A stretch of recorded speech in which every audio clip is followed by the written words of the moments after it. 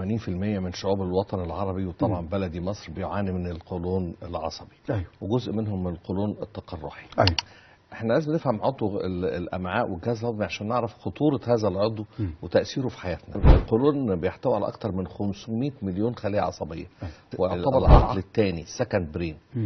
وهو على فكره جهاز حساس وعاطفي، يعني فينا فاكرين ان احنا هو للاخراج وبس، لا، القولون يغضب يعمل لك امساك، ويبكي يعمل لك اسهال، ويخلي حياتك جحيم، يخليك الام شديده ما تقدرش تسيطر عليها.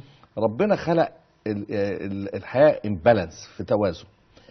لو انت عندك ناقلات كيميائيه قليله زي الدوبامين والسيروتونين ومزاجك وحش، انت هتلاقي نفسك قولونك بياخد رد فعل عليها. لو الدم مش واصل للجدار بتاع الامعاء تبتدي تخش التقيحات، ويبتدي يخش البكتيريا تاكل فيه.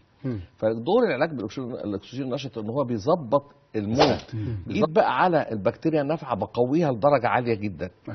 تاني حاجه جدار الامعاء اللي هو مش واصله الدم، انا بوصل له الدم محمل بكميات عاليه جدا من الاكسجين.